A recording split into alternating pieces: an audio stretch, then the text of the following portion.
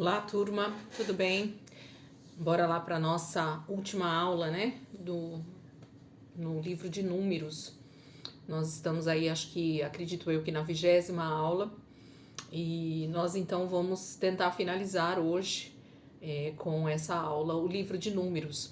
A gente tem caminhado no livro de Números já há algum tempo e a gente percebeu o quanto esse livro ele é rico em nos mostrar como Israel ele demonstra o seu verdadeiro coração, o que está dentro do seu coração através de cada atitude, de cada prática que eles tiveram ao longo da jornada deles pelo deserto, assim que eles saem do Egito.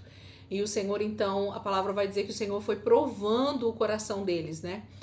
Entendendo o que realmente estava ali, para que somente aqueles que tinham o coração rendido ao Senhor, voltado ao Senhor, que buscaram realmente a santificação, pudessem entrar então na terra prometida. E mesmo assim a gente sabe que o desenvolvimento dessa entrada na terra prometida e de quem entrou não foi tão perfeito assim quanto Deus gostaria, né? Mas a gente vai caminhar então nesses últimos 3 capítulos aqui e ver o que o Senhor tem para nós nessa aula, tá bom? Na próxima semana, acredito eu que a gente já inicia aí Deuteronômio, né? E nós vamos realmente rever todos esses mandamentos, essas leis que o Senhor deixou para Israel, onde a próxima geração é que está ouvindo agora Moisés falar sobre tudo isso, né? Deuteronômio não tem a ver com uma repetição simplesmente por repetir, mas é realmente uma repetição de todo o livro de Êxodo, Levítico, Números, de uma forma a passar para a próxima geração que está ali diante dele tudo aquilo que Deus tinha feito até aquele momento, para que eles viessem realmente a caminhar com Deus, a fazer aquilo que Deus realmente esperava deles. Vamos lá? Então nós estamos aqui, a gente parou na quinta-feira passada, a gente parou em Números 33, e a gente leu o capítulo 33 inteiro, porém nós paramos no versículo 50 e nós vamos então até o finalzinho do capítulo 33 nesse primeiro momento. Vamos lá, Números 33, versículo 50 diz assim: Nas campinas de Moabe, junto ao Jordão, frente a Jericó, o Senhor disse a Moisés: Diga aos israelitas: quando vocês atravessarem o Jordão para entrar em Canaã, expulsem da frente de vocês todos os habitantes da terra. Destruam todas as imagens esculpidas e todos os ídolos fundidos, e derrubem todos os altares idólatras deles. Apoderem-se da terra e instalem-se nela, pois eu dei a vocês a terra para que dela tomem posse. Distribuam a terra por sorteio, de acordo com os seus clãs. Aos clãs maiores vocês darão uma herança maior, e aos menores uma herança menor. Cada clã receberá a terra que lhe cair por sorte. Distribuam-na entre as tribos dos seus antepassados. Se, contudo, vocês não expulsarem os habitantes da terra, aqueles que vocês permitirem ficar se tornarão farpas em seus olhos e espinhos em suas costas. Eles causarão problemas para você na terra em que vocês irão morar. Então farei a vocês o mesmo que planejo fazer a eles. Eu falei na última aula, né, quando a gente leu esse texto, mas a gente não falou sobre ele, o quão poderoso, o quão profundo é esse texto do que Deus está falando com eles. Então, a gente tem o capítulo 33 dando uma explanada pra gente, né, dando um panorama de todos os lugares por onde Israel havia passado desde a saída do Egito, e a gente foi vendo então todas as cidades, todos os lugares por onde eles passaram durante esses 40 anos, e agora eles estão exatamente naquele ponto em que a gente já vem falando há algumas semanas, que eles estão nas campinas de Moabe, de frente a Jericó. Na verdade, eles estão do lado de cá do Jordão, eles têm o Jordão na frente deles, e aí em seguida do Jordão nós temos Jericó, a primeira cidade que vai ser então invadida, né? Que vai ser então tomado posse. Então eles estão exatamente nesse ponto, né? Se você olhar lá no mapa, se vocês quiserem dar uma olhadinha no mapa, eu até tô com o mapa aqui de frente comigo, eles estão exatamente nessa região onde eles vão tomar posse da terra prometida a partir de Jericó. Então eles estão lá, né, na Campinas de Moabe, versículo 50, junto ao Jordão, frente a Jericó. E o Senhor então diz para Moisés, Moisés está nos seus últimos dias de vida, né, inclusive, a gente viu isso também aqui no capítulo 32, onde o Senhor fala com Moisés que ele vai ter uma última tarefa, que é a luta contra os midianitas, né? Capítulo 31, o Senhor vai falar com ele, né? Vingue-se dos midianitas pelo que fizeram os israelitas, depois disso você será reunido aos seus antepassados. Capítulo 31, versículo 2. Tá? O Senhor dá essa mensagem a Moisés. Então Moisés está realmente nos seus últimos dias, vendo, né, realmente esse próximo passo que Israel vai tomar, que é a terra prometida, mas o Senhor diz para ele só olhar porque ele não vai herdar a terra e ele vai ser reunido aos seus antepassados. O Senhor vai recolher Moisés, né? E eu tenho falado também que eu acredito que Moisés foi arrebatado, né? O corpo dele não foi encontrado, nunca foi encontrado o corpo de Moisés, então muito provavelmente ele foi arrebatado.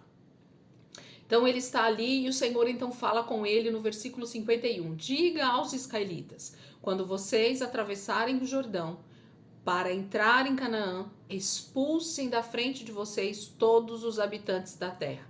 Destruam todas as imagens esculpidas e todos os ídolos fundidos e derrubem todos os altares idólatras deles. Então eles têm uma tarefa, assim que eles começarem a tomar posse da terra de Canaã, eles precisam cumprir essa ordem que o Senhor está dando a Moisés nesse momento. Moisés está repassando essa ordem a todo o povo de Israel. O que eles têm que fazer? Expulsar os habitantes. Então eles deveriam vencer esses habitantes, né? Muito provavelmente através de guerra, porque ninguém sai de uma terra de livre e espontânea vontade. Então, muito provavelmente os moradores teriam um confronto com Israel, mas o Senhor diz, vocês precisam fazer isso para que eles sejam expulsos dessa terra. Essa terra não é deles, eles tomaram posse de uma terra que não é deles, então eles vão ter que sair, eles não podem ficar ali. Então a primeira ordem é expulsem da frente de vocês todos os habitantes da terra. Depois eles destruam todas as imagens esculpidas e todos os ídolos fundidos e derrubem todos os altares. Então tudo que tiver alguma forma ou algum vestígio de idolatria que essas nações que estão acampadas, que moram, né, em Canaã nesse momento, de forma arbitrária, porque a terra não é deles, mas eles estão ali e eles então contaminaram toda a terra de Canaã através dos seus ídolos, através das suas imagens, através dos altares que eles levantaram e faziam, né, todo tipo de sacrifício nesses altares para os seus deuses, para os deuses que eles criaram com as suas próprias mãos. O Senhor está dizendo, vocês precisam expulsá-los e assim que eles forem expulsos, vocês vão limpar a terra. A terra de Canaã precisava ser totalmente expurgada, totalmente limpa, totalmente varrida de qualquer vestígio de idolatria, porque Deus estaria reinando no meio deles, Deus seria agora o rei sobre todo Israel, Deus seria o Deus que estaria no meio do seu povo, exatamente na terra que ele deu como herança para eles. Então seria um momento de glória, onde realmente o povo de Israel estaria na sua terra como propriedade, e diante disso eles teriam o próprio Senhor acampado ali com eles através do tabernáculo, a presença de Deus constantemente ali com eles, e eles viveriam com o Senhor essa plenitude, já morando em Canaã. Então esse é o momento, né, que Deus passa essa mensagem. Isso ainda não está acontecendo, mas o Senhor então dá essa ordem: expulsem e limpem toda a terra de Canaã, onde vocês vão tomar posse. Por quê?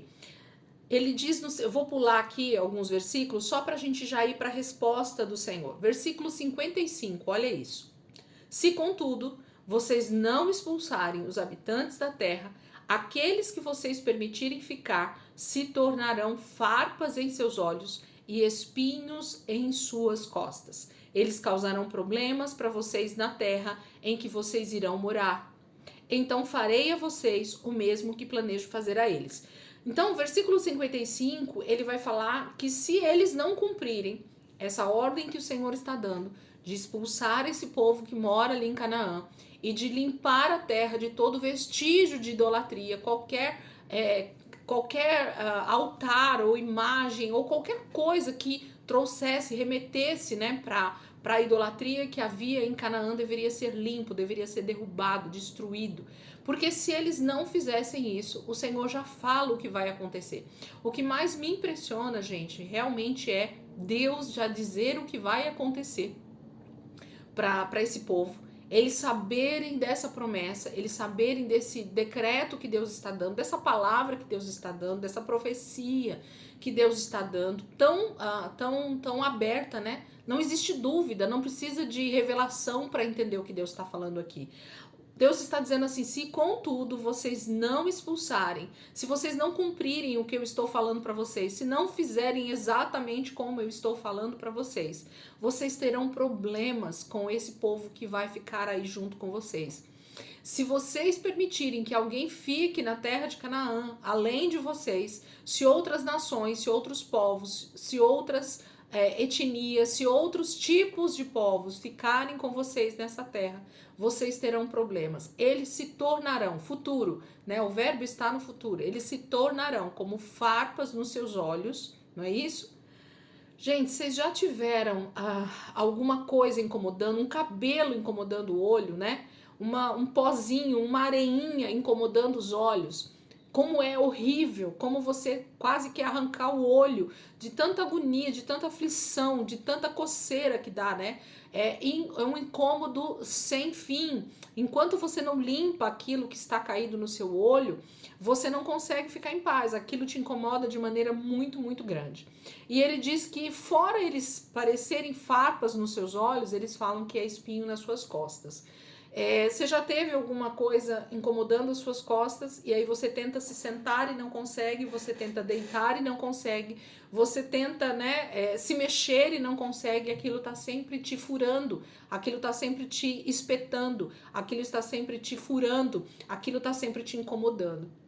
Então é disso que Deus está falando. Se vocês não cumprirem exatamente aquilo que eu disse para vocês fazerem nesse momento, se quando vocês tomarem posse dessa terra, vocês não forem invadindo e expulsando essas nações que estão ali, eles darão trabalho para vocês lá em Canaã. Eles serão um problema para vocês. E não só isso, como Deus tem juízo para todo idólatra, como Deus tem juízo para toda impiedade, injustiça, para todos aqueles que se rebelam contra ele, como Deus tem justiça para todo aquele que realmente decide virar as costas para Deus. O Senhor termina esse capítulo no versículo 56 dizendo: então, se vocês não fizerem, se eles permanecerem com vocês e começarem a dar problema para vocês, vocês estarão no meio daqueles que eu desejo fazer justiça contra eles. Vocês sofrerão as consequências juntamente com eles, porque o versículo 56 vai dizer: então farei a vocês o mesmo que planejo fazer a eles. O verbo aqui na NVI tá planejar. Existe um plano, existe uma profecia, existe uma palavra liberada por Deus a respeito de bênção e de maldição, daqueles que obedecem e daqueles que desobedecem, de como a terra será realmente totalmente restaurada quando o governo de Deus vier, né? Então, hoje, com a profecia completa, com a Bíblia completa nas nossas mãos, com todo o texto, né, nas nossas mãos de Gênesis a Apocalipse, a gente tem exatamente todas as profecias e toda a palavra de Deus já liberada para nós a respeito do que Deus planeja fazer contra toda a impiedade, contra toda a injustiça, contra todo aquele que faz com que Deus seja, então, não seja santificado, com que Deus não seja realmente adorado como único Deus. Então, todo aquele que decide viver uma vida longe de Deus, ele tem um destino, e o destino é o juízo de Deus. Então, Deus está dizendo para Israel que se eles permanecerem no meio desse povo, se eles começarem a conviver com esse povo dará trabalho para eles, e além disso, O Senhor trará juízo sobre essas nações e Israel estará no meio e sofrerá as consequências junto com eles. Quem está falando aqui é o próprio Senhor, gente. Nesse texto que a gente acabou de ler, do versículo 50 ao 56, não é Moisés quem está falando, não é qualquer outro profeta quem está falando, é o próprio Senhor dando uma palavra para Moisés repassar para o povo. Então Moisés está só repassando uma mensagem que o próprio Deus está dando para ele. Versículo 51, né? Diga aos israelitas. Então Deus está dizendo, diga ao meu povo, diga àqueles que decidiram me seguir como único Deus, como único Senhor, como único Salvador. Vocês precisam limpar a terra de Canaã. Esse lugar precisa ser varrido de toda injustiça, de toda impiedade, de toda idolatria, de toda impureza, para que eu possa habitar no meio de vocês. Se vocês lembrarem, né, do que a gente vem falando já há algum tempo, desde que a gente começou esse estudo sobre o Pentateuco, né? Eu disse para vocês o que significa a Terra Prometida. A gente tem entendido o que significa o Egito, a gente tem entendido o que significa o deserto e a gente tem entendido o que significa a Terra Prometida. E a gente sabe que a Terra Prometida é a Canaã celestial, é essa terra totalmente restaurada, é a presença de Deus habitando no meio do seu povo, reinando sobre toda a terra, reinando sobre o seu povo. Então é um tipo, é uma maneira de Deus falar conosco, que é que ele vai fazer de maneira macro, né? Porque aqui ele está fazendo de maneira micro, pequeno, só em Canaã, uma região extremamente pequena da terra. Mas Deus está mostrando de forma alegórica, de forma tipológica, o que é que ele vai fazer em toda a terra. Então, hoje Israel e os gentios, que somos nós, a igreja, temos o mesmo papel, né? Varrer a terra de toda injustiça, varrer a terra de toda iniquidade, realmente fazer com que o nome de Deus seja santificado. Então, da mesma maneira, por quê? Agora quem vai fazer justiça, quem vai vir guerrear contra esses inimigos de Deus é o próprio Senhor Jesus. Ele virá e fará com que toda iniquidade, toda impiedade, toda injustiça seja então arrancada da terra, né? Salmos capítulo 2, se não me engano, vai falar um pouco sobre isso. Então a gente precisa compreender que Deus está falando para Israel que eles precisam cumprir essa ordem. Quando eles começarem a entrar na terra prometida, quando eles começarem a avançar nessa conquista, eles precisam expulsar o povo da terra e limpar toda Canaã. Aí ele diz assim, versículo 53, apoderem-se da terra e instalem-se nela, pois eu dei a vocês a terra para que dela tomem posse. Gente, como eu gosto de perceber hoje em dia que a palavra está sendo tão clara para nós do que é que vai acontecer no final dos tempos. A escatologia, ela mostra claramente que no capítulo 22 de Apocalipse, novos céus e nova terra. E tanta gente, né, às vezes, debaixo de uma teologia totalmente errada, cria então uma imagem de que nós vamos morar no céu, né? Quando na verdade Deus está dizendo desde o início, desde a criação de Adão e Eva, que a terra, o lugar onde nós habitamos, onde o ser humano habita, aonde Deus criou para que o ser humano, criado por ele, a sua imagem e semelhança vivesse, onde a presença de Deus estaria constantemente com o homem se ele não tivesse pecado, aonde eternamente Adão e Eva e toda a sua próxima geração e toda a humanidade viveria se o pecado não tivesse entrado na verdade, atrasado, né, o plano central de Deus, que é essa habitação. Então, o plano de Deus não mudou. Deus continua planejando a mesma coisa. O plano de Deus é que a terra seja habitada por toda a humanidade de maneira plena, absoluta, santa, com a sua presença constantemente no meio dos seus filhos. Então, o Senhor é claro em dizer para nós que é para eles tomarem posse da terra, porque essa terra é herança deles. Então, a terra onde nós habitamos hoje continua sendo o lugar que Deus nos dá por herança. Por isso que haverá novos céus e nova terra. A terra será restaurada. Então, a terra de Canaã está totalmente contaminada por toda a idolatria, por todo o pecado, por toda a adoração a outros deuses. Mas Deus está dizendo para Israel: apossem, apoderem-se dela, né, no versículo 53.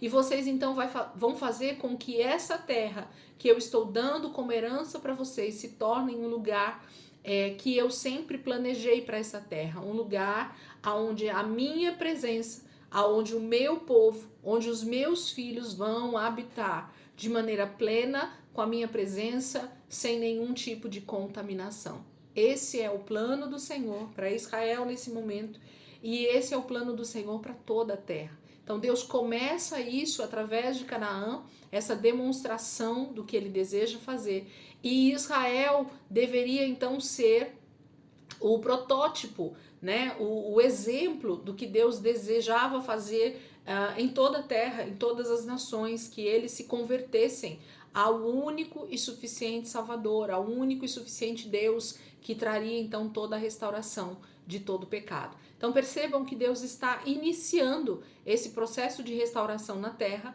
começando justamente por Canaã. Então ele vai dizer, né, versículo 53, apoderem-se da terra, instalem-se nela, pois eu dei a vocês a terra, para que dela tomem posse. Distribuam a terra por sorteio, de acordo com seus clãs. Aos clãs maiores vocês darão uma herança maior, e aos menores uma herança menor. Cada clã receberá a terra que lhe cair por sorte. Distribuam-na entre as tribos dos seus antepassados. Então Deus já está agindo com muita justiça, né? Onde tribos maiores, com um número maior de pessoas, famílias, deveriam ter um território maior em Canaã. E os clãs, né, as tribos que tivessem menos famílias, receberiam menos terras em Canaã. Isso é uma divisão extremamente justa.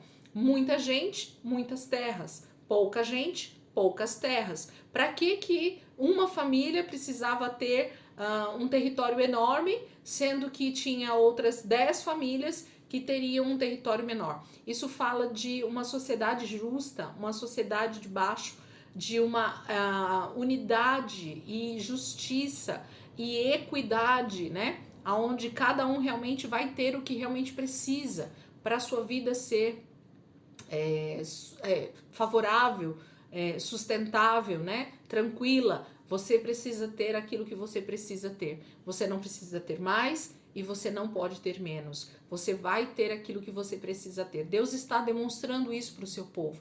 Façam uma distribuição justa de acordo com o tamanho das tribos. A gente viu lá o número, né, de pessoas no recenseamento, a gente já veio, né, vendo tudo isso ao longo de números, então a gente vai tendo uma ideia. Quando a gente olha para o mapa da divisão das 12 tribos de Israel, você vê nitidamente quais eram as tribos que tinham muito mais famílias, muito mais pessoas, e quais eram as tribos que tinham muito menos pessoas, né? Muito menos famílias, tribos menores e tribos maiores. E Deus então fala para Moisés avisar o povo que eles devem fazer uma divisão justa, tá bom? Então, terminamos aqui o capítulo 33 com essa mensagem de que assim que eles cruzarem o Jordão, começarem a tomar posse da terra de Canaã, o que eles deveriam fazer com as pessoas e com toda a idolatria que eles encontrassem pela frente. Então, o recado de Deus está dado para Israel. O que é que eles devem fazer a partir dessa tomada de território, começando por Jericó, que a gente sabe que vai começar por ali. Capítulo 34. Vamos ler o capítulo 34? Eu vou ler o capítulo inteiro para que a gente já possa ter uma noção do que o texto está dizendo. E ele é bem simples e a gente já vai compreender o que Deus está falando aqui. Capítulo 34 de Números diz assim: Disse mais o Senhor a Moisés: Dê ordem aos israelitas e diga-lhes: quando vocês entrarem em Canaã, a terra que será sorteada para vocês como herança terá estas fronteiras. O lado sul começará no deserto de Zin, junto à fronteira de Edom. No lado leste, sua fronteira sul começará na extremidade do Mar Salgado. Passará pelo sul da subida de Acrabim, prosseguirá até Zin e irá para o sul de Cades Barneia.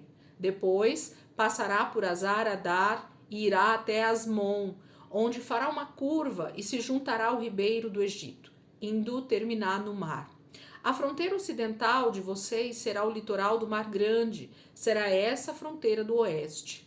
Esta será a fronteira norte. Façam uma linha desde o Mar Grande até o Monte Or, e do Monte Or até Lebo Amate. O limite da fronteira será Zedade, prosseguirá até Zifron e terminará em Azar-Enã. Será essa a fronteira norte de vocês. Esta será a fronteira oriental. Façam uma linha de Azar-Enã até Sefã.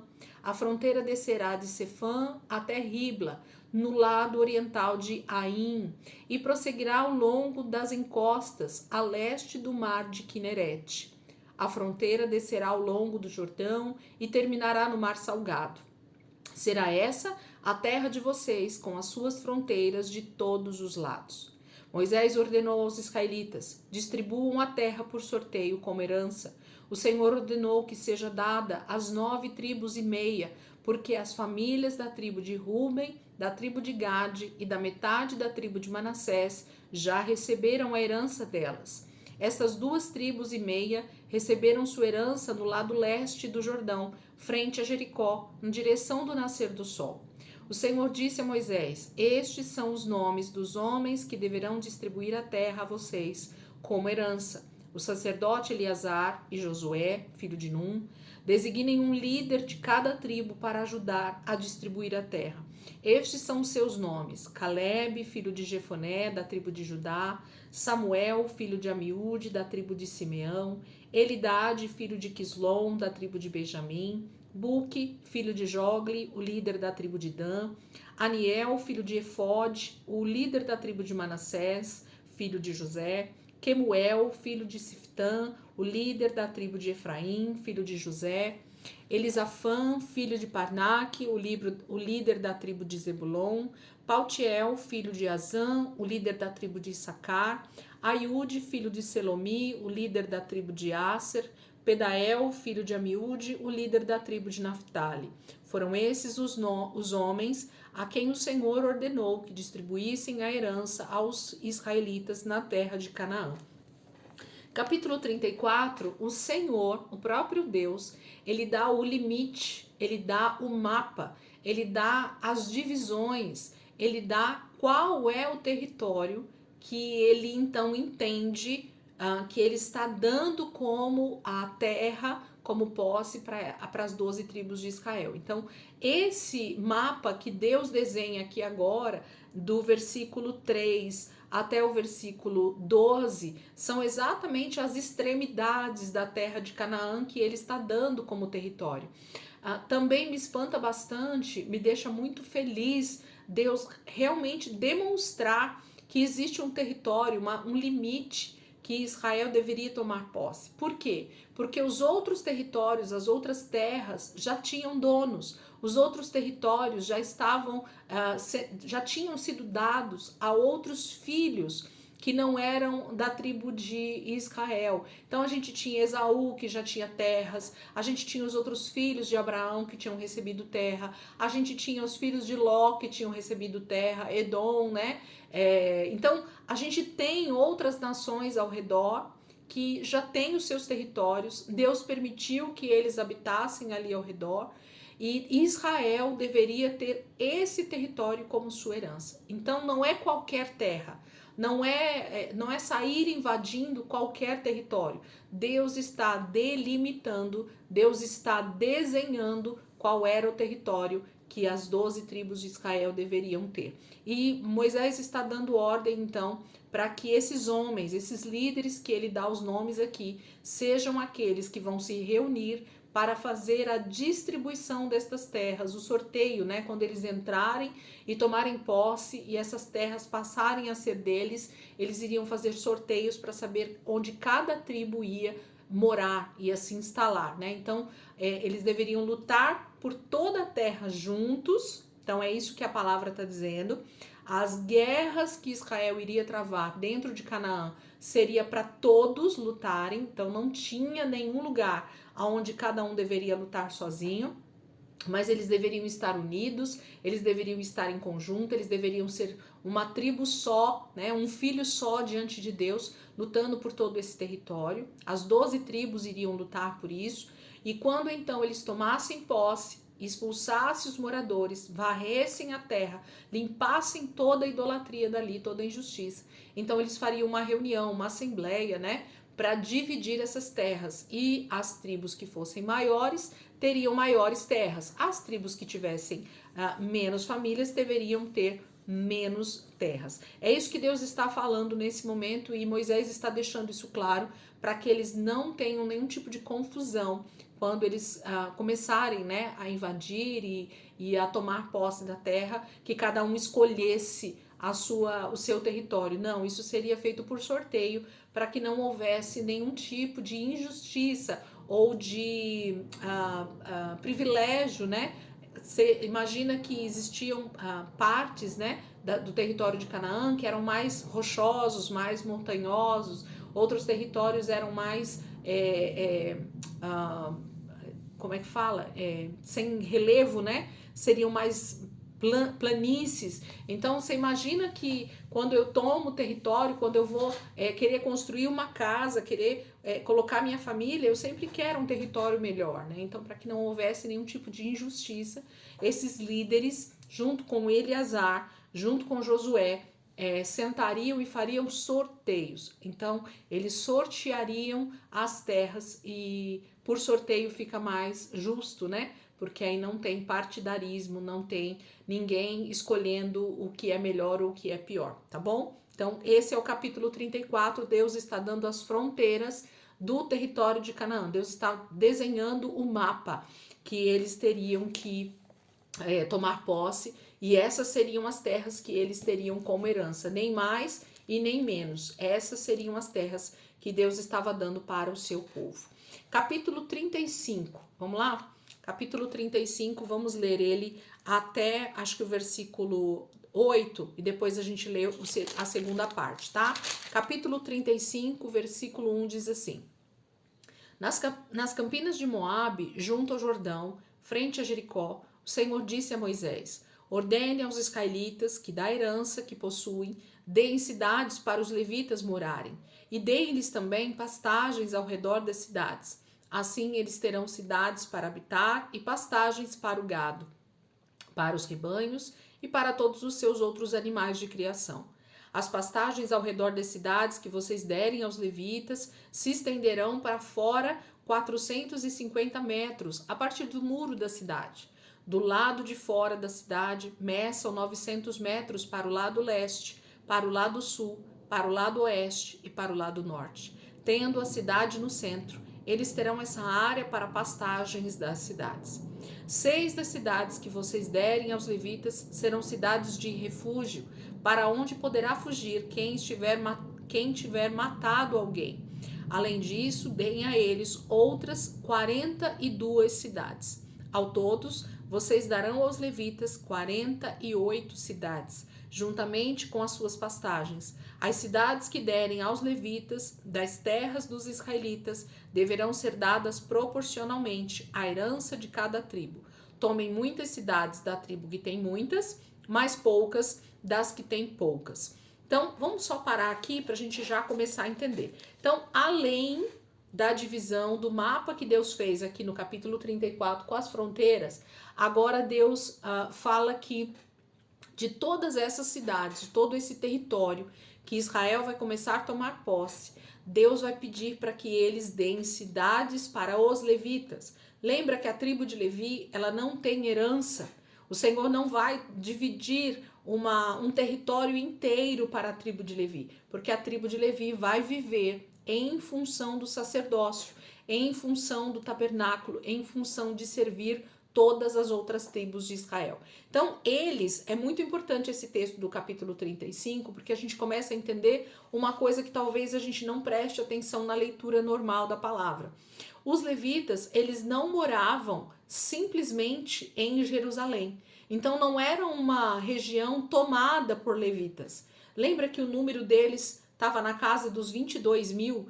Então, você imagina dar uma cidade para 22 mil famílias, né, habitarem. Deveria ser um território muito grande. Então, para que eles não morassem em um lugar específico só naquele lugar, Deus dá então o direito ou dá a estratégia de que os levitas, todas as famílias dos levitas, morassem em todo o território de Canaã. Isso é muito importante. A gente precisa parar e analisar o texto e ver que é isso que está acontecendo. Deus está dando uma herança, né, que não é uma herança na verdade. Deus está pedindo para que as tribos deem terras para que os levitas possam morar, né, construir as suas casas também, viver com as suas famílias. Além disso, que eles deem territórios para pastagens. Lembra da quantidade de animais que eles teriam que ter para fazer os sacrifícios e os rebanhos e tudo mais. Então aqui Deus está mostrando nitidamente que eles iam necessitar de terras, né, para pastagens, para a criação desses animais, que seriam então usados inclusive para os sacrifícios da manhã e da noite, o holocausto, né? Então a gente viu todos esses sacrifícios que Israel teria que fazer, que os levitas teriam que fazer diariamente, e aqui Deus está dando então cidades, territórios, pastagens, né? Para que eles possam criar esses animais, cuidar desses animais, para que no momento oportuno esses animais então fossem sacrificados, fossem feitos ali como sacrifício. Então, o que Deus está falando aqui, vamos ler novamente os primeiros versículos, é assim, ó. Versículo 2: ordene aos israelitas que da herança que possuem, deem cidades para os levitas morarem. Então, cada tribo das tribos de Israel deveriam dar proporcionalmente. Isso também é muito legal, porque Deus não está falando assim, olha, de a tribo que tiver só 10 cidades, deve dar 2 cidades. Ué, mas eu só tenho 10, a outra tribo tem 30 cidades, por que eu tenho que dar mais cidades do que o outro que tem, né? Então, ele vai dizer que no versículo 7, olha aqui que legal. Versículo 8: as cidades que derem aos levitas das terras dos israelitas deverão ser dadas proporcionalmente à herança de cada tribo. Tomem muitas cidades da tribo que tem muitas cidades, mas poucas da que tem poucas. Então, isso também é muito bacana. A gente vai ver depois a separação das cidades por cada tribo, vocês vão perceber isso. Mas aqui Deus já está dizendo quantas cidades serão no total. Então, Deus dá um número exato de cidades que deveriam ser dadas para a tribo de Levi, para as famílias dos levitas, né? Então, ao todo seriam 48, não é isso? Deixa eu pegar aqui. Versículo 7. Ao todo, vocês darão aos levitas 48 cidades, juntamente com as suas pastagens.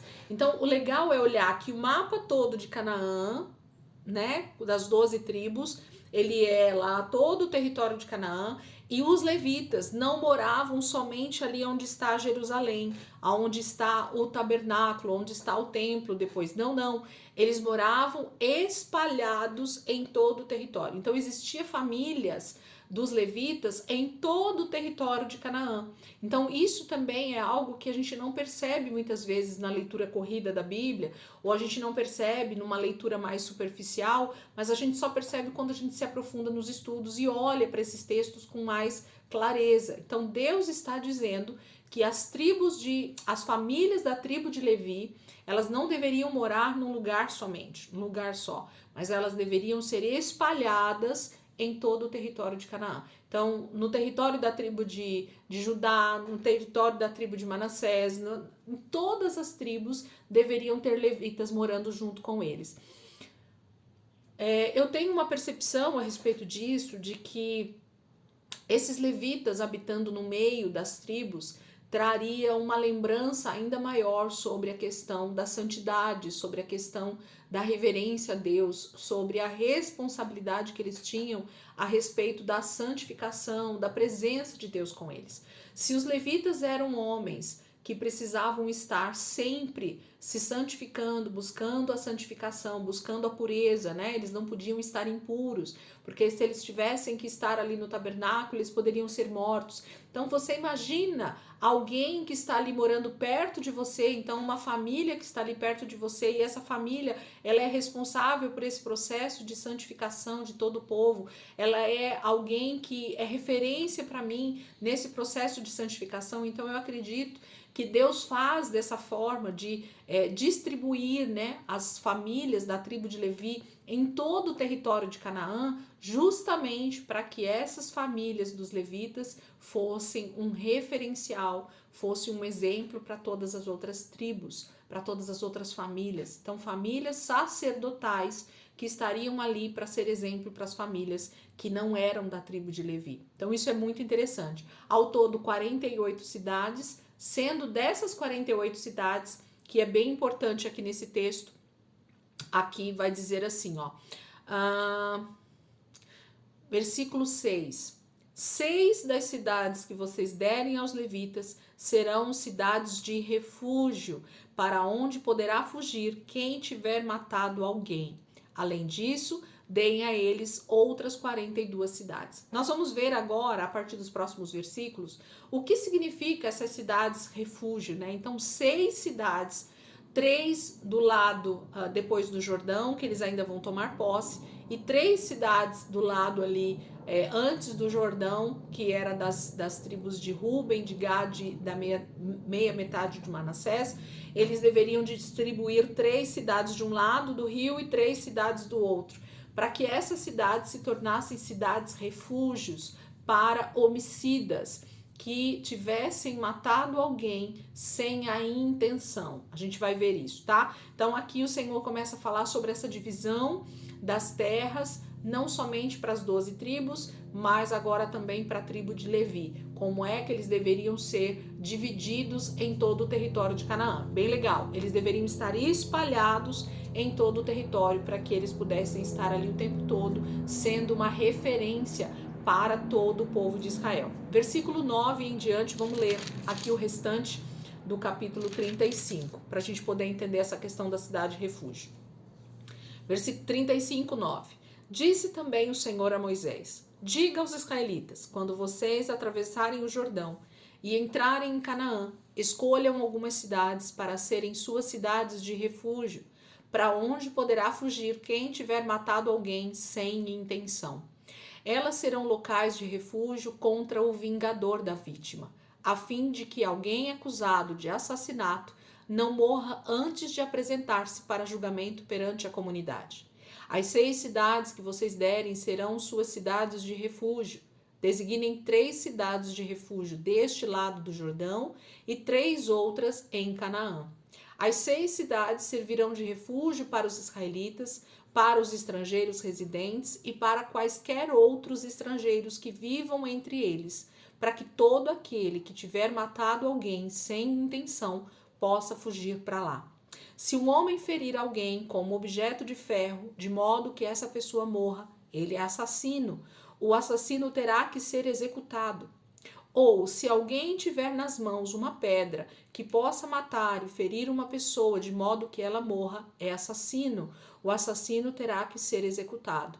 Ou, se alguém tiver nas mãos um pedaço de madeira que possa matar e ferir uma pessoa, de modo que ela morra, é assassino. O assassino terá que ser executado. O vingador da vítima matará o assassino. Quando o encontrar, o matará.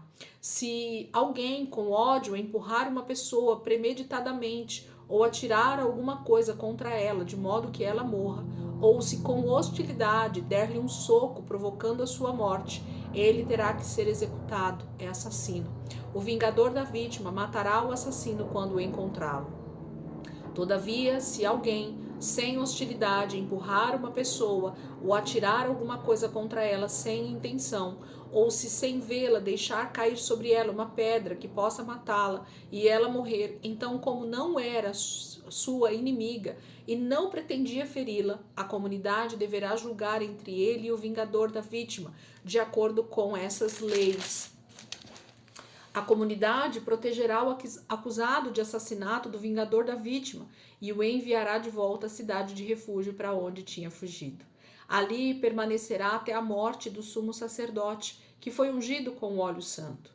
Se, contudo, o acusado sair dos limites da cidade de refúgio, para onde fugiu, e o vingador da vítima o encontrar fora da cidade, ele poderá matar o acusado sem ser culpado de assassinato.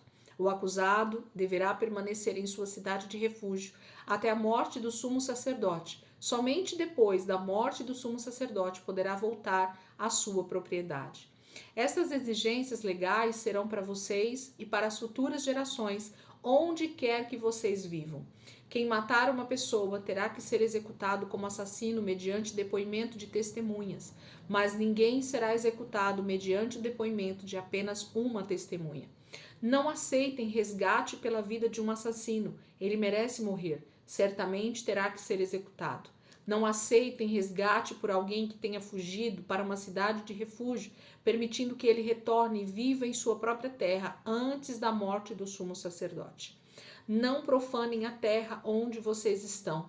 O derramamento de sangue profana a terra e só se pode fazer propiciação em favor da terra em que se derramou sangue, mediante o sangue do assassino que o derramou. Não contaminem a terra onde vocês vivem e onde eu habito, pois eu, o Senhor, habito entre os israelitas. Capítulo 35 vai falar então sobre essas cidades refúgios, essas cidades que seriam dadas aos levitas, e essas cidades, então, onde os levitas morariam, nessas 6 cidades, 3 de um lado, 3 do outro aqui, né, para que houvessem cidades refúgios em todo o território, mais uma vez, né, Deus se preocupando de que houvessem cidades refúgio em todo o território, não somente de um lado, nem somente do outro, nem num lugar só, mas que essas cidades estivessem distribuídas mesmo ao longo de todo o território, para que quando houvesse então um assassinato, essas pessoas, o assassino tivesse para onde correr, para não ser morto pelo vingador. Gente, quem era o vingador? O vingador nada mais era do que a pessoa mais próxima daquela pessoa que tivesse morrido. Por exemplo, se um rapaz fosse morto ou uma moça fosse morta, o parente mais próximo seria o pai, seria a mãe, seria um irmão, seria um tio. Então, sempre o vingador é a pessoa mais próxima em parentesco daquela pessoa que morreu. Então, esse era o vingador. Essa pessoa, chamada vingador na Bíblia, ela tinha o direito de matar o assassino, se ele tivesse feito isso de maneira intencional. Então, por que que Deus cria essas cidades refúgios? Para que as pessoas que cometessem algum tipo de assassinato, né, contra o seu próximo, mas que aquilo não fosse intencional, ele tivesse tempo, ele tivesse um lugar de refúgio, realmente a própria palavra já diz, né? Uma cidade de refúgio, um lugar de refúgio, onde essa pessoa poderia ir morar lá e ela tivesse tempo então de ser julgada pela comunidade, que ela pudesse dar depoimento a respeito do que aconteceu naquele assassinato, para que o vingador, para que esse parente mais próximo não o matasse, sendo que ele não tinha intenção de matar aquela pessoa. Então Deus está cuidando de uma lei criminal, né? De uma situação onde um crime poderia ser cometido, e hoje a gente entende isso nitidamente, né? E naquele tempo eles precisavam também entender isso, que algumas situações elas são ocasionadas sem intenção. Então você pode estar ali trabalhando com uma pessoa e do nada você realmente bate naquela pessoa com uma ferramenta ou com uma pedra ou com qualquer coisa que possa matar a pessoa. E naquele momento você não tinha intenção de matar, foi um acidente. Então, se foi um acidente, você tem que ter o direito de defesa, você tem que ter o direito de viver porque você não queria matar ninguém. Agora, se o contrário acontecesse, se fosse algo que realmente fosse premeditado, como a palavra está dizendo, se fosse algo intencional, o assassino, ele deveria morrer. E essa lei, gente, ela é tão justa e tão poderosa que se a sociedade ela realmente cumprisse essa lei, seria extremamente importante, inclusive nos nossos dias. Porque vocês concordam comigo que o mundo só está tão desenfreado como ele está porque não existe justiça. E quando a gente fala em justiça, né, a gente fala de algo que é igual, é justo para os dois lados. Então, se eu mato alguém, qual é a justiça ao meu respeito? Que eu pague com a mesma moeda. Então, se eu matei, isso dá direito de que o vingador me mate também, porque eu vou receber a mesma medida que eu dei para outra pessoa. Então, tanto na parte de bênçãos quanto na parte de maldição, a justiça ela precisava ser igual, porque aí a sociedade ia viver debaixo dessa igualdade, dessa justiça social. Mas quando existe uma desigualdade, quando existe a justiça, entre aspas, somente para um lado e não para o outro, quando alguém é, então, de alguma maneira protegido, quando a justiça fecha os olhos, né, para algumas situações, é o que nós chamamos de injustiça. Porque eu cometi um crime, mas fui protegido para não morrer. Então, eu tive o direito de matar, mas o vingador não teve o direito de se vingar, de pagar com a mesma moeda. Porque esse é o direito que Deus está dizendo que o povo tinha. Então, como Deus está ensinando Israel a viver em comunidade, a viver em família, a viver em conjunto, a viver numa sociedade extremamente justa, Deus está dizendo: se vocês fizerem algo contra o seu próximo, o vingador terá o direito de fazer a mesma coisa com vocês.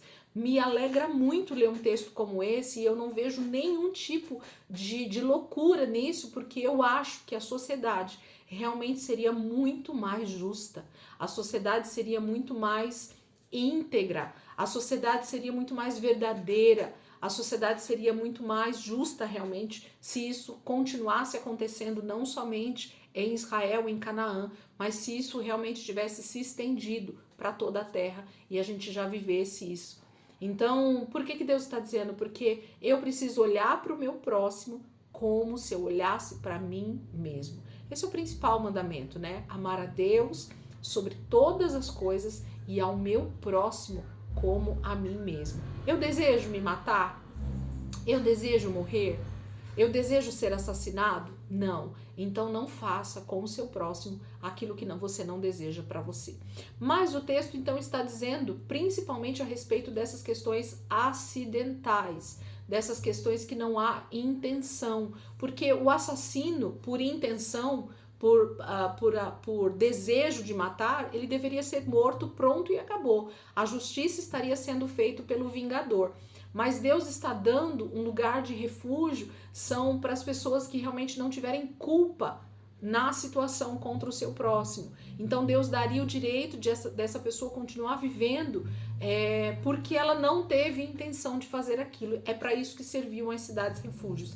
Essa pessoa iria para lá, era como se fosse uma cadeia aberta, né? Porque a pessoa poderia viver a sua vida normalmente, só que ela não poderia sair daquela cidade. A cidade realmente servia como uma fortaleza, como um refúgio, a própria palavra vai dizer, né? Para aquela pessoa viver durante todos os próximos anos da sua vida, ela teria que ficar ali, reclusa dentro daquela cidade, ela não poderia sair daquela cidade para ir para um outro lugar, porque se ela saísse, então ela estaria fora dessa cobertura que o próprio Deus estava dando para ela.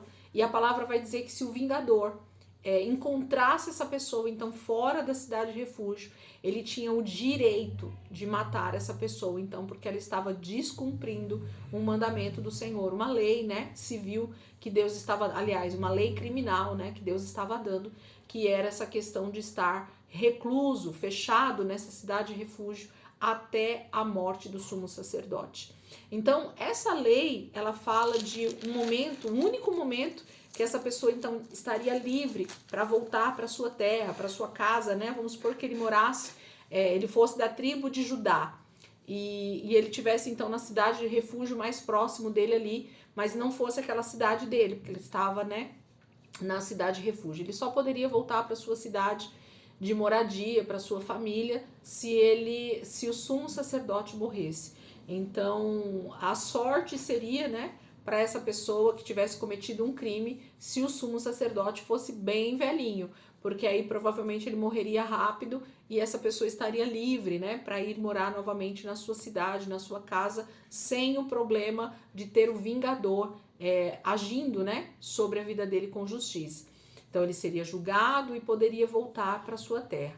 Mas se o sumo sacerdote fosse alguém bem jovem, né, então ele teria longos anos para viver na cidade refúgio até que o sumo sacerdote morresse, então ele pudesse retornar.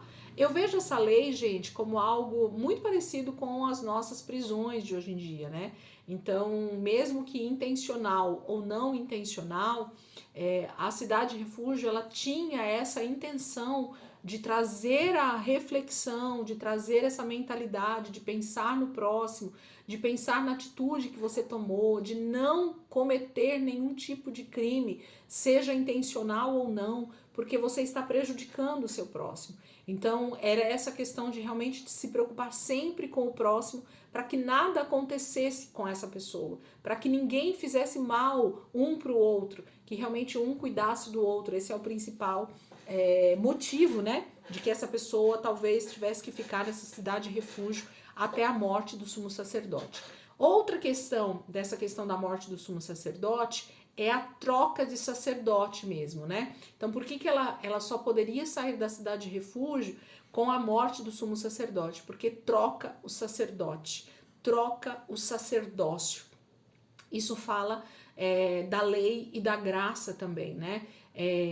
Com a graça, com a morte e a ressurreição de Jesus, mudou o tipo de sacerdote, o tipo de sacerdócio foi mudado, né? Então, com o sacerdócio de Cristo hoje sobre a terra, a gente tem direito a viver livre, a viver sem essa prisão, sem esse lugar, né, onde você deveria ficar ali até que o sumo sacerdote morresse, porque agora mudou o sacerdote, né? Já não é mais o sacerdote segundo a lei, segundo Moisés, mas agora é o sacerdote segundo o próprio Deus, segundo Cristo, né, segundo o Senhor. Então eu acredito que isso tem a ver com isso. Era uma demonstração de Deus a respeito dessa troca de sacerdócio, onde nós teríamos justamente o sumo sacerdote Jesus como sacerdote principal sobre nós. Ele nos purifica de todo o pecado.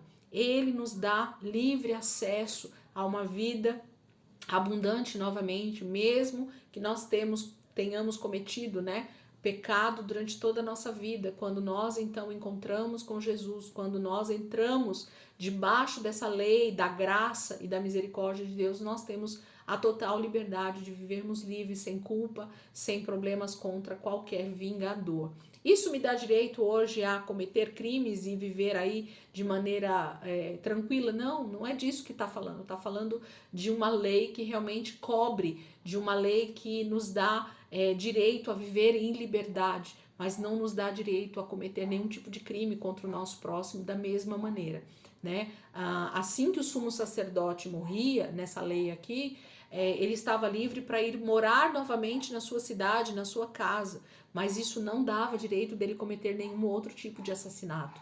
Se ele cometesse, ele fosse um assassino premeditado, ele iria morrer da mesma maneira. Então, a graça estava sendo derramada sobre essa pessoa para que ela pudesse viver, porque ela não tinha intenção de matar, e não essa questão de poder fazer o que realmente quer, né, de qualquer forma, e ela não fosse punida, tá?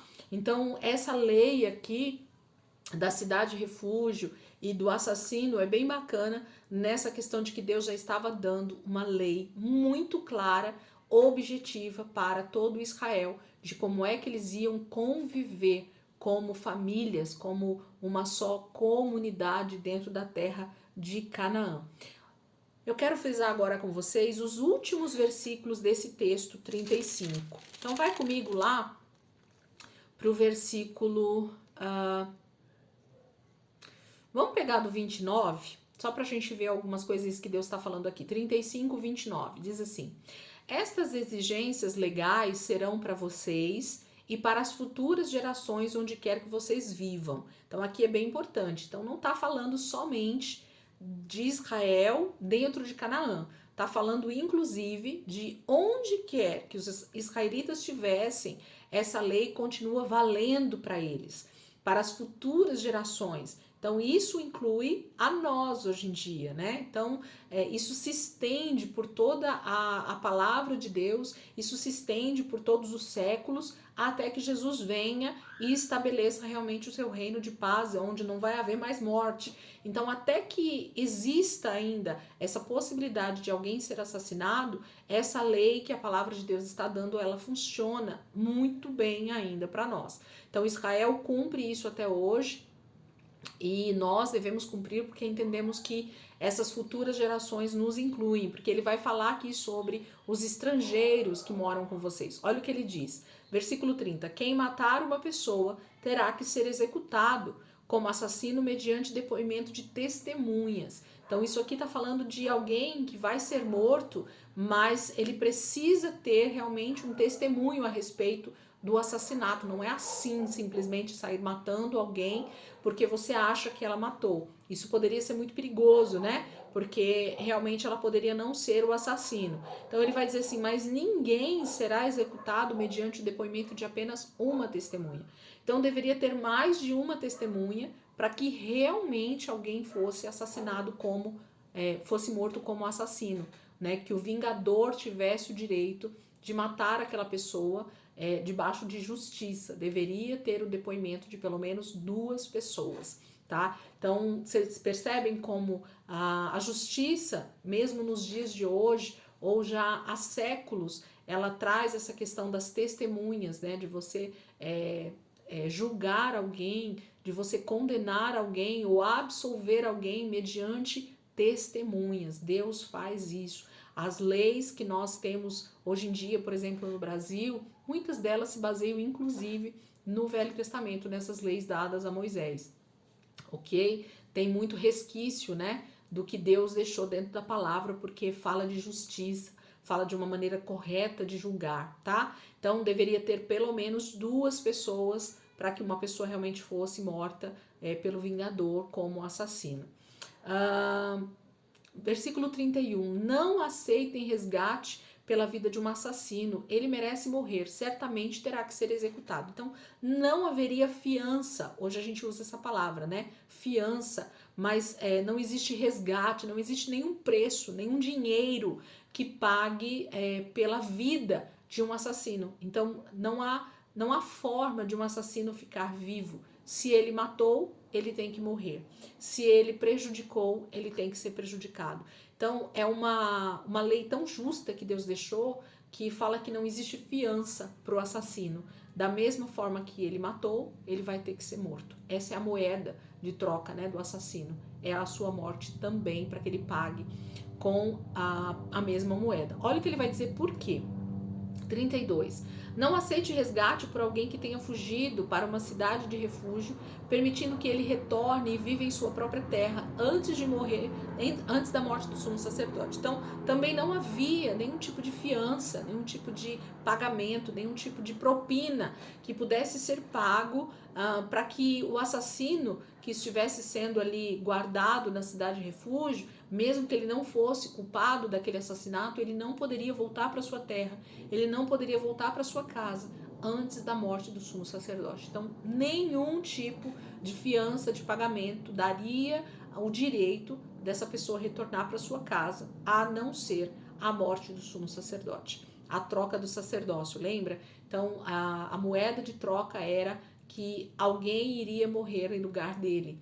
Então, aí ele poderia ser liberto. Então, enquanto o sumo sacerdote não morresse, ele não teria liberdade de voltar para sua terra. Gente, a palavra de Deus é algo tão tremendo. Deus faz as coisas de maneira tão simples, mas tão poderosa, tão clara, tão objetiva, né? Deus está mostrando como é que faz para uma pessoa ser livre, como é que faz para uma pessoa ser julgada e livre dos seus pecados, somente através da morte de um justo, né? Então, o sumo sacerdote precisava morrer para que essa pessoa tivesse liberdade para ir para sua terra novamente. Versículo 33. Não profanem a terra onde vocês estão. Profanar é fazer a terra ser comum.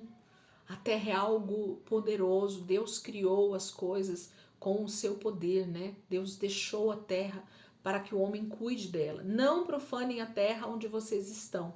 O derramamento de sangue profana a terra. O derramamento de sangue faz com que a terra seja contaminada. A palavra vai falar, ó. O derramamento de sangue profana a terra. E só se pode fazer propiciação em favor da terra em que se derramou sangue, mediante o sangue do assassino que o derramou. Não contaminem a terra onde vocês vivem e onde eu habito, pois eu, o Senhor, habito entre os israelitas. Gente, Deus se preocupa tanto com a questão geográfica. Deus se preocupa tanto com o território chamado terra, com o solo da terra, porque é de onde sai o alimento, é de onde o homem foi tirado, né? Então a terra ela tem tantas propriedades positivas, né? E quando então alguém morre, quando o sangue humano ele é derramado na terra, a palavra de Deus vai dizer que a terra é contaminada, a terra é profanada, né? Então o homem foi tirado da terra e foi dado vida para ele. Então jamais Deus deseja que essa mesma terra, o homem, o ser humano criado por Deus, seja então morto, seja devolvido para a terra de forma tão terrível, sendo morto pelo próprio outro ser humano, né? Pelo seu próximo. Então, Deus vai dizer que a terra é profanada. Esse versículo, ele é muito forte. Cada pessoa que morre sendo assassinada nessa terra, ela está sendo, de alguma maneira, profanada, né? A terra está sendo profanada, contaminada com esse sangue inocente sendo morto. Elisângela, mas a pessoa não era inocente, a pessoa era ruim, a pessoa fazia um monte de coisas ruins. Ok, mas eu, ser humano, não tenho o direito de tirar a vida do meu próximo, seja ele quem for. Quem age com justiça com as pessoas é o Senhor, não somos nós. Nós não temos direito de tirar a vida de ninguém. Não há direito em mim para fazer um tipo de assassinato como esse, porque a palavra vai dizer que a terra vai sendo contaminada. Aí a pergunta que eu faço para vocês é a seguinte: quanto sangue já foi derramado desde a morte de Abel? Ou talvez até antes disso, né? A gente tem um relato na Bíblia de Caim matando seu irmão Abel, esse primeiro assassinato que é registrado na Bíblia. Mas talvez isso já havia acontecido entre outras pessoas. E desde então, desde a morte de Abel, quantas pessoas foram assassinadas, foram mortas pelo seu próximo desde essa época até os nossos dias de hoje? Quanto de sangue foi derramado na terra? Quantas pessoas, né, sofreram com um assassinato, foram mortas premeditadamente, de forma maldosa pelo seu próximo, e o seu sangue foi derramado na terra? Quanto sangue já foi derramado profanando a terra, contaminando a terra? Por que será que a terra então está tão podre? Por que a terra está tão profanada, contaminada? Muito sangue inocente sendo derramado pelo seu próximo. Muitas pessoas cometendo esse pecado terrível, que é de matar o seu próximo, que é de matar o seu irmão. Então, a palavra de Deus vai dizer: não contaminem a terra onde vocês vivem e onde eu habito, pois eu, o Senhor, habito entre os israelitas. Deus está dizendo que Canaã vai ser um lugar que servirá de exemplo de purificação da terra. Deus desejava que a partir do momento que Israel tomasse posse desse território, jamais houvesse assassinatos naquele território, e Deus estaria então descontaminando a terra de Canaã. Deus estaria limpando, Deus estaria santificando novamente aquele território, porque a habitação de Deus estaria ali, Deus estaria no meio do seu povo. E Deus não habita em um lugar onde existe pecado, onde existe injustiça, onde existe a morte. Deus não compactua com a morte. Deus não tem parte alguma com a morte. Deus não tem lugar próximo da morte. A morte é a nossa maior inimiga. A morte foi vencida por Cristo na cruz Ele pagou o preço para que eu e você tivéssemos então livre acesso a essa liberdade que o sumo sacerdote daria aqui para a pessoa que estivesse numa cidade de refúgio. Gente, esse texto do finalzinho do capítulo 35, ele é muito importante para que a gente compreenda como Deus deseja limpar não somente as nossas vidas através da santificação, mas através da nossa santificação, de santificarmos o nome de Deus, de realmente trazermos a santidade para a terra através das nossas atitudes, a terra também seria descontaminada, a terra também seria restaurada. Então, eu acredito que Deus vai trazer, através da volta de Jesus, não somente essa questão da purificação do ser humano, né, de nós sermos realmente transformados à imagem novamente e semelhança de Deus, mas a terra, literalmente, o lugar onde nós pisamos, esse solo, né, vai ser também descontaminado através da nossa santificação, da nossa santidade, dos nossos corpos sendo transformados, tá? Capítulo 36, para nós finalizarmos aqui o capítulo de Números. Como isso é tremendo, né? Eu amo ver esses textos e entender um pouco do que Deus está fazendo com o seu povo Israel. Capítulo 36, para finalizarmos aqui, diz assim: os chefes de famílias do clã de Gileade, filho de Maquir, neto de Manassés, que pertenciam aos clãs dos descendentes de José, foram falar com Moisés e com os líderes, os chefes das famílias israelitas, e disseram: quando o Senhor ordenou ao meu senhor que por sorteio desse a terra como herança aos israelitas, ordenou que vocês dessem a herança do nosso irmão Zelofeade às suas filhas. Agora, suponham que elas se casem com homens de outras tribos israelitas. Nesse caso, a herança delas será tirada da herança dos nossos antepassados e acrescentada à herança da tribo com a qual se unirem pelo casamento. Quando chegar o ano do jubileu para os israelitas, a herança delas será acrescentada à tribo com a qual se unirem pelo casamento, e a propriedade delas será tirada da herança da tribo de nossos antepassados. Então, instruído pelo Senhor, Moisés deu esta ordem aos israelitas: a tribo dos descendentes de José tem razão. É isso que o Senhor ordena quanto às filhas de Zelofeade. Elas poderão casar-se com quem lhes agradar, contanto que se casem dentro do clã da tribo de seu pai. Nenhuma herança em Israel poderá passar de uma tribo para outra, pois todos os israelitas manterão as terras das tribos que herdarem de seus antepassados.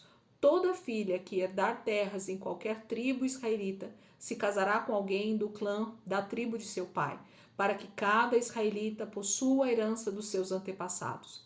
Nenhuma herança poderá passar de uma tribo para outra, pois cada tribo israelita deverá manter as terras que herdou.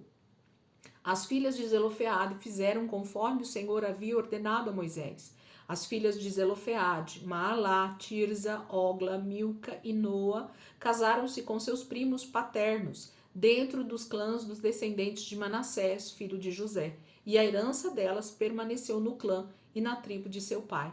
São esses os mandamentos e as ordenanças que o Senhor deu aos israelitas por intermédio de Moisés nas campinas de Moabe, junto ao Jordão, frente a Jericó. Então, capítulo 36 finaliza, né, o livro de Números com uma reivindicação, né? Os homens da tribo de Manassés, eles vão até Moisés e falam assim: Moisés, só deixa uma coisa clara aqui para nós. As filhas de Zelofeade, elas foram até você, pediram herança, né, a herança do seu pai. O Senhor permitiu que elas recebessem, quando a gente tomar posse de Canaã, elas vão ter direito a terras também em Canaã, dentro da tribo de Manassés, né? Então, aonde a tribo de Manassés se estabelecer, as filhas de Zelofeade terão terras ali também, de acordo com a herança do seu pai, né? E só que assim, se elas como mulheres decidirem casar com alguém de outra tribo, então essas terras que são de herança delas vai passar para outra tribo, porque o marido acaba tomando posse, né, das terras que elas herdaram, e então a tribo de Manassés vai ter menos terras, porque essas mulheres vão se casar com outros homens e essas terras então serão passadas para outras tribos. O que nós vamos fazer? O Senhor está dizendo que nós temos a terra como herança. Cada tribo vai receber a sua parte ali em Canaã. Como que nós vamos resolver essa situação das filhas de Zelofeade? E aí o próprio Moisés fala que está certo, né? E o Senhor também diz que eles estão certos nessa reivindicação. E o Senhor já deixa uma ordem clara, objetiva. Primeiro, que Deus realmente institui que nenhuma tribo poderia se casar com pessoas de outra tribo. Então, as tribos de Israel, elas deveriam permanecer intactas, né? Então, todos os homens e todas as mulheres de cada tribo tinham que se casar entre si, entre primos de primeiro, segundo, terceiro grau, né? Eles iam se casando ali entre eles, para que cada território, para que cada tribo permanecesse com o seu território intacto, sem ter que dividir, né, território, e em algum momento isso poderia inclusive até acabar com o território de alguma tribo, né? Porque ia sendo passado as terras para as outras tribos através dos casamentos e eles perderiam o território. Então esses territórios deveriam se manter intactos para sempre. Não seria dividido de outra maneira em nenhum outro momento. Cada tribo teria o seu próprio território estabelecido em Canaã. E ponto final. Herança eterna, né? Não mudaria. Então o Senhor fala que as filhas de Zelofeade, elas poderiam se casar com quem elas quisessem, desde contanto que fosse dentro da tribo da família do seu pai, né? Então elas deveriam permanecer casadas, né, assim que elas escolhessem o marido, dentro da sua própria tribo, da tribo de Manassés. Então elas escolhem, né, homens que são da sua casa paterna, né, que são familiares ali do seu pai, do Zelofeade. Então isso resolve essa reivindicação de que pudesse acontecer de outras tribos tomarem terras da tribo de Manassés, para que não houvesse problema. O que mais me agrada, gente, nesses textos é perceber que eles vão se preocupando com alguns detalhes, social, civil, né, criminal. Percebem que Deus vai deixando regras bem estabelecidas, leis muito claras para que Israel, no momento em que eles tomassem posse da terra prometida, que eles tivessem o território deles, tudo que eles fossem fazendo, eles pudessem procurar dentro da palavra de Deus e teriam uma resposta. Então, quando hoje em dia a gente fala que dentro da palavra de Deus existe resposta para tudo, é porque existe resposta para tudo. Nós temos resposta para as mais diferentes situações da nossa vida, onde Deus deixa claro o que é que Ele deseja de nós como filhos de Deus, né? Então, tudo que você desejar saber a respeito de viver em sociedade, de viver em comunidade, de viver em família, de ser filho de Deus, de como você deve se comportar, o que pode, o que não pode, tudo está dentro da palavra de Deus. Nós temos um manual completo de viver como ser humano, de ter um Deus como nosso Deus, que é todo poderoso, né? Então, a palavra de Deus, ela realmente vai ter para nós toda a resposta necessária para tudo que a gente precisa. E nesse caso, eles resolvem essa situação dos filhos, das filhas, né, de Zelofeade, que vão receber herança na terra de Canaã através dessa lei que o Senhor institui, de versículo 8, né? Toda filha que herdar terras em qualquer tribo israelita se casará com alguém do clã da tribo de seu pai, para que cada israelita possua a herança dos seus antepassados. Versículo 9. Nenhuma herança poderá passar de uma tribo para outra, pois cada tribo israelita deverá manter as terras que herdou. Então, isso fica sempre muito claro, né, a respeito desse território que vai ser dividido assim que eles tomarem posse de Canaã, e que isso não deveria mudar, em momento nenhum isso deveria mudar. As terras que fossem dadas para a tribo de Judá, para a tribo de Manassés, para a tribo de Naftali, para as 12 tribos, né? Todas as terras que fossem dadas, elas permaneceriam intactas até a eternidade. Isso era permanente, não deveria ser mudado. Então, eu imagino hoje a gente olhando para essa situação que Israel vive, né?